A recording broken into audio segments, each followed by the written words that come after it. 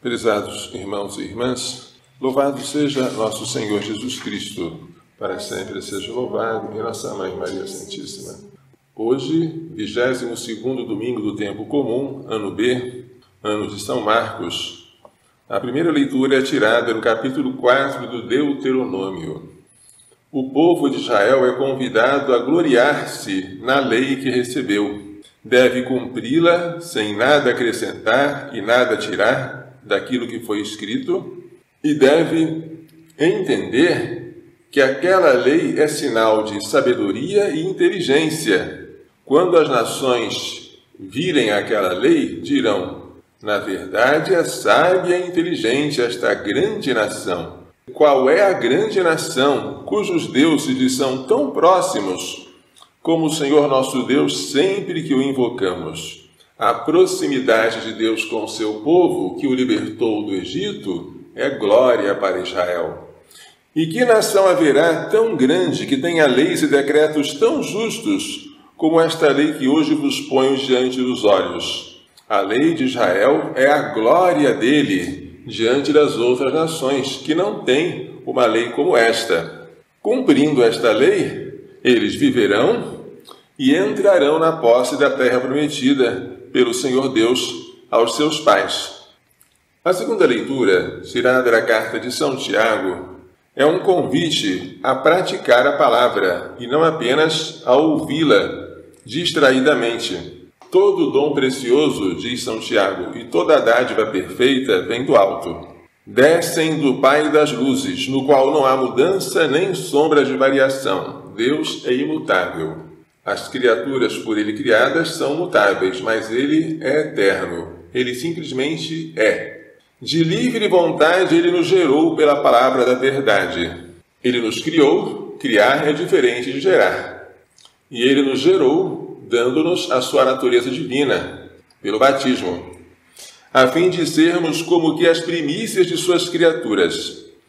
Recebei com humildade a palavra que vos foi implantada e que é capaz de salvar as vossas almas. A palavra plantada em nosso coração como uma semente em terra boa é capaz de salvar as nossas almas. Todavia, sede praticante da palavra e não meros ouvintes, enganando-vos a vós mesmos.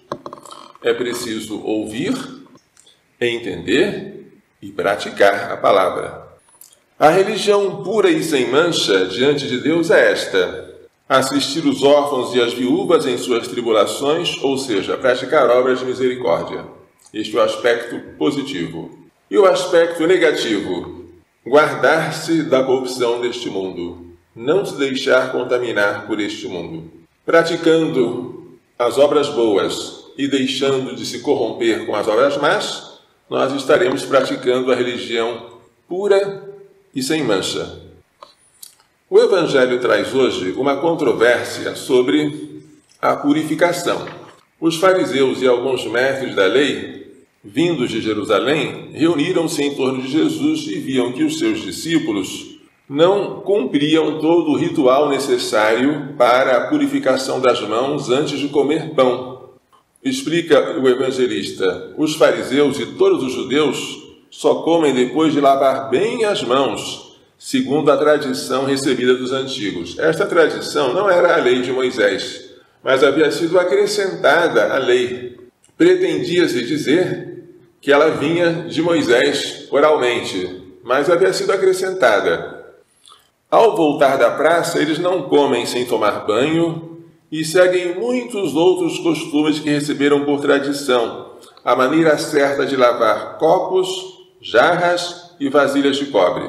Portanto, como os discípulos de Jesus estavam comendo pão com as mãos impuras, ou seja, sem as terem lavado, perguntaram a Jesus: por que teus discípulos não seguem a tradição dos antigos, mas comem o pão sem lavar as mãos?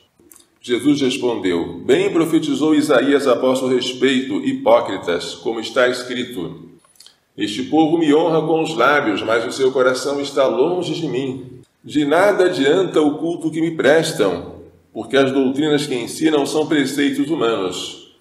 A maneira correta de lavar copos, vasilhas e vasos de metal não é algo que traz a salvação. É um costume. Pode ser até um costume bom, mas ele não está acima da lei, não está acima do mandamento de Deus. E Jesus acusa os fariseus de abandonarem o mandamento de Deus para seguir a tradição dos homens. Aquilo que torna o homem impuro não é o que entra nele, mas aquilo que sai. Sai de onde? Sai do coração. Porque toda a impureza falada ou praticada com as mãos, primeiro está meditada no coração.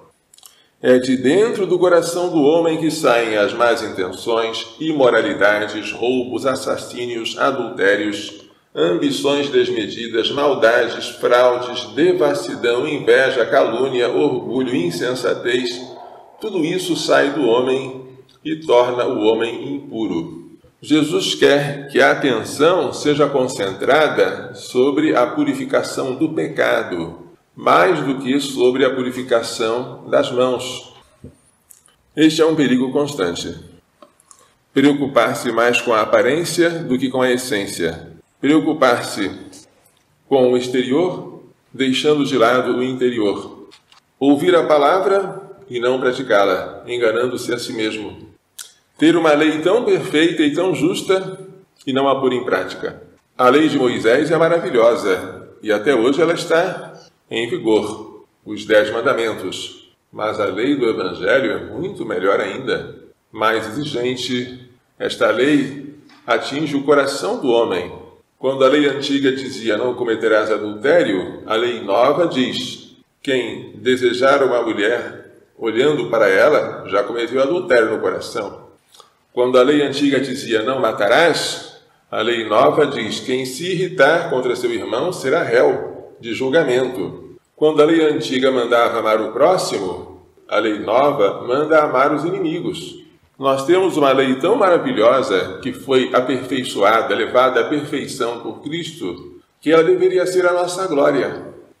A nossa glória não só por nós a conhecermos, mas por nós a praticarmos. Vamos pedir a Nossa Senhora, que sempre foi ouvinte e praticante da palavra. Vamos pedir a São José, seu castíssimo esposo, que nos façam pôr em prática todos os ensinamentos desta liturgia. Louvado seja nosso Senhor Jesus Cristo, para sempre seja louvado, e nossa Mãe Maria Santíssima.